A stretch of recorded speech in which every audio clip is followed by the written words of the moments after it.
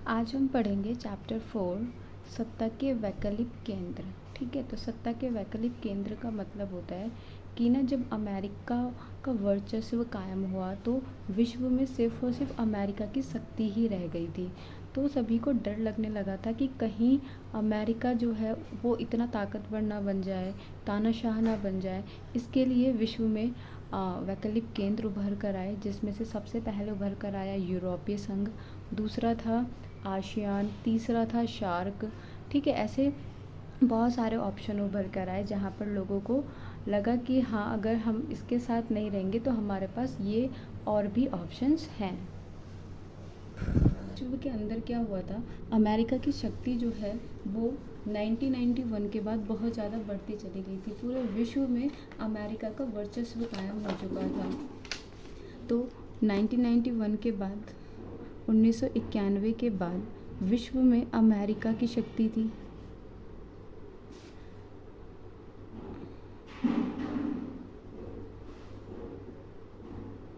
और अमेरिका महाशक्ति के रूप में उभर कर आया था पूरे विश्व के अंदर। और इसने क्या किया था,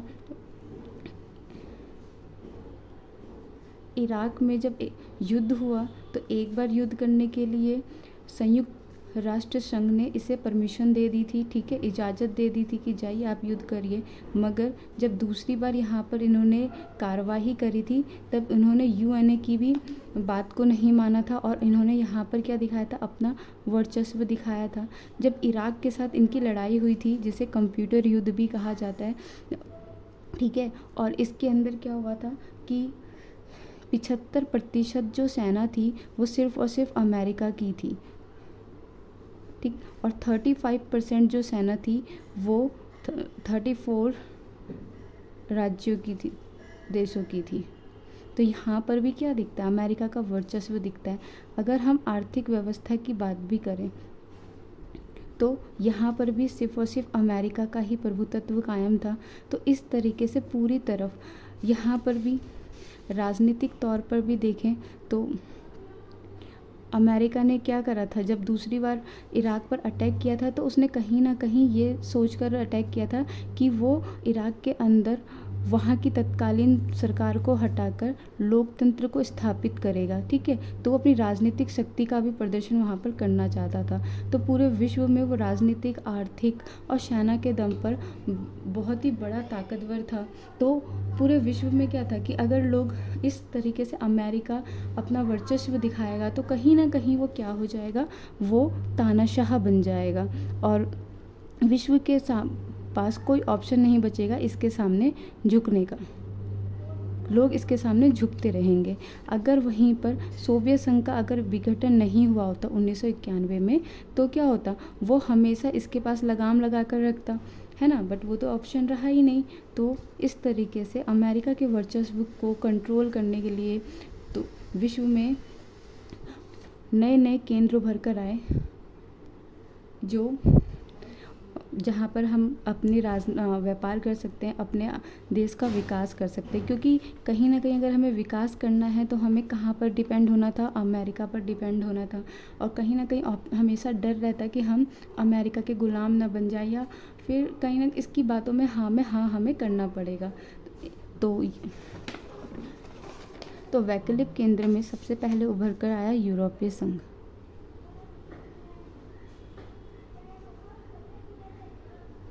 तो यूरोपीय संघ ये बना कैसे, ठीक है, तो देखो यूरोप जो है ना वो शुरू से हमेशा युद्ध का अखाड़ा रहा है। हमेशा इसमें युद्ध होते रहे हैं, क्योंकि यहाँ की ना एक थ्योरी ये रही थी कि अगर कोई भी देश अगर ताकतवर बनना चाहता है, अगर कोई भी देश ताकतवर कहलाना चाहता है तो उसे क्या करना पड़ेगा, युद्ध करना पड़ेगा। ठीक है, ये यहाँ पर ताकतवर बनने की संज्ञा दी गई थी।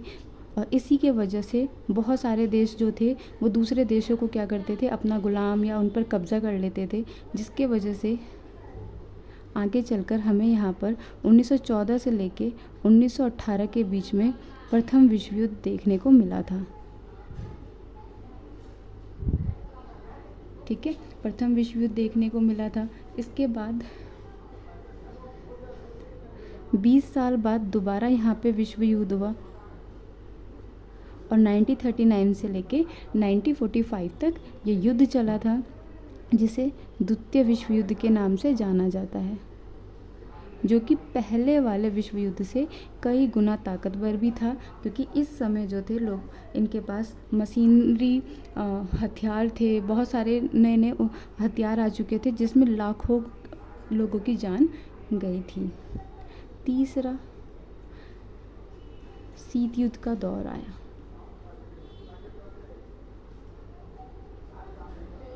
जो कि क्या था, यहाँ पर भी हथियारों की ही लड़ाई थी।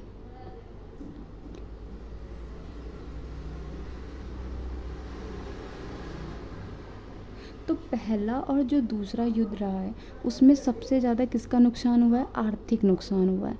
और आर्थिक नुकसान की वजह से बहुत सारे जो देश थे जो युद्ध में शामिल थे, युद्ध में शामिल होने की वजह से वो पिछड़ते चले गए। तो अब यूरोप के जो देश हैं जो युद्ध के वजह से पिछड़ गए, या गुलामी के वजह से पिछड़े हुए, गुलामी की वजह से आर्थिक पिछड़ापन, या युद्ध में हार के वजह से पिछड़ेपन का शिकार हो गए, तो इन यूरोप वासियों का विकास कैसे किया जाए? ठीक है, इन यूरोपियों का विकास कैसे हो, ऐसा क्या करा जाए कि जो इनकी अर्थव्यवस्था जो ख़राब हो गई है, जो गरीबी के शिकार हैं, इनका विकास हो। तो इसमें क्या हुआ, फिर आज जब 1945 में शीत युद्ध आया, तो इसके दौरान यूरोप विकास के लिए योजनाएं बनाई गई, जैसे कि मार्शल योजना। तो मार्शल योजना क्या थी? वो यूरोप के पश्चिमी भाग को आर्थिक सुधार के लिए बनाई गई थी, जो कि अमेरिका के द्वारा शुरू की गई थी। ठीक है, तो ये स्टार्ट हुआ था। तो यहाँ पे मैंने वही चीज़ समझाई हुई है कि देखो, यूरोप जो है शीत युद्ध के दौरान दो भाग में बटा हुआ था। अमेरिका जो पश्चिमी का अगुवाई कर रहा था, और यूरोप का पूर्वी हिस्सा जो सोवियत संघ की अगुवाई में बटा हुआ था। इसलिए अमेरिका ने क्या किया था, मार्शल योजना चलाई थी सिर्फ और सिर्फ पूर्वी यूरोप के लिए, इस वाले हिस्से के लिए चलाई थी। तो यूरोप दो भागों में विभाजित हो चुका था शीत युद्ध के दौरान में। तो ये आपको दिख रहा होगा कि दो भागों में बट चुका था, क्योंकि यूरोप के कुछ हिस्से ऐसे थे जो अमेरिका की तरफ चले गए थे अपने आर्थिक विकास के लिए,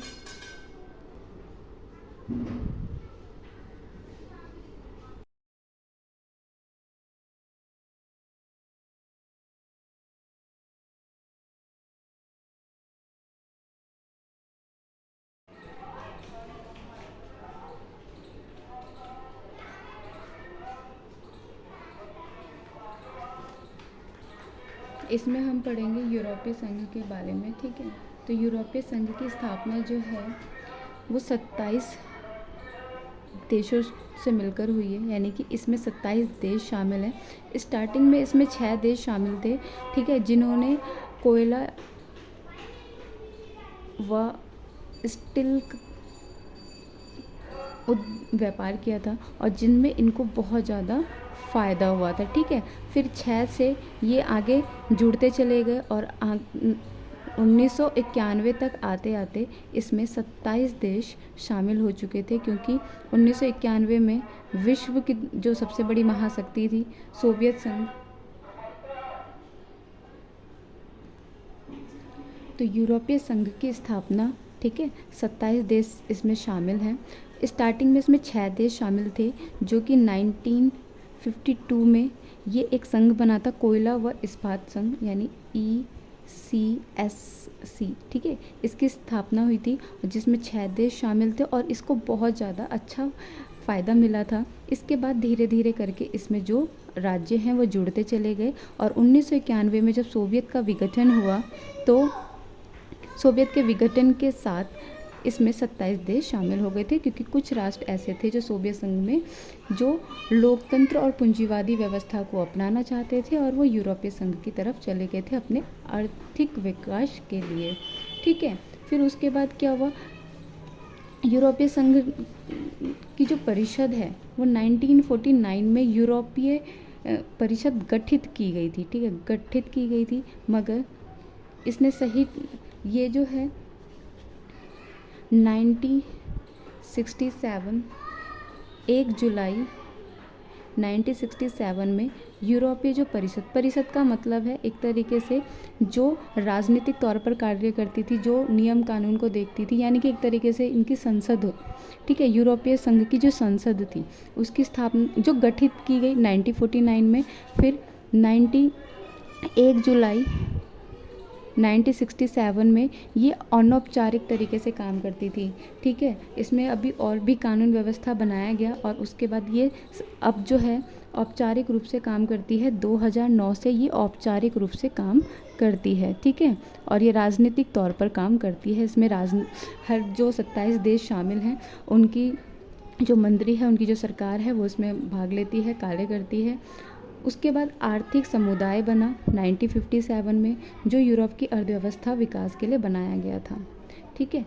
यूरोपीय संघ की स्थापना याद रखना 7 फरवरी 1992 को हुई और ये एक मैस्ट्रिक्ट संधि के तहत यूरोपीय संघ की स्थापना हुई थी। अब इसमें हम पढ़ेंगे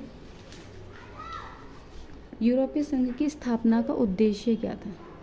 यूरोपीय संघ की स्थापना का उद्देश्य क्या था?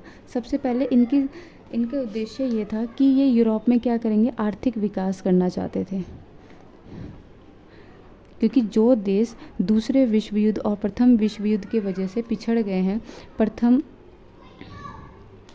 और द्वितीय विश्व युद्ध के वजह से जो देश पिछड़ गए हैं उनका क्या हो सके, विकास हो सके, ठीक है। दूसरा,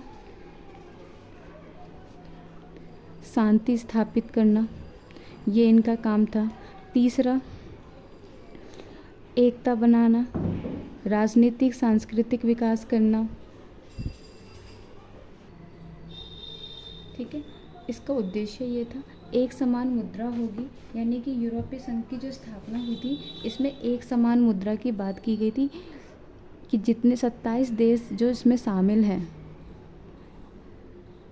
वो अगर पार्ले जी का अगर बिस्कुट खरीद रहे हैं रुपए से, मैं एग्जांपल दे रही हूँ, ठीक है, अगर रुपए से खरीद रहे हैं तो 27 देश जो हैं वो रुपए का यूज़ करके अपने अपने राज्य में पार्ले जी बिस्किट खरीद सकते हैं। ऐसा नहीं है कि उनके देश का जो पैसा है वो सिर्फ उसी का प्रयोग करेंगे, आप रुपए का भी प्रयोग कर सकते हो। तो यूरोपीय संघ की जो मुद्रा है वो है यूरो। यूरोपीय संघ की मुद्रा का नाम है यूरो, ठीक है। और इसको सिर्फ और सिर्फ 27 देश शामिल हैं, जिसमें से 19 जो हैं इस मुद्रा का प्रयोग अपने व्यापार के लिए करते हैं, मगर 8 ऐसे हैं जो इस यूरो का प्रयोग नहीं करते हैं, वो अपनी मुद्रा का प्रयोग करते हैं। फिर सहयोग करना, न्याय से जुड़े मुद्दे और आंतरिक मामलों से ये मतलब आंतरिक मामले होंगे तो उसमें ये हस्तक्षेप करेंगे, और फिर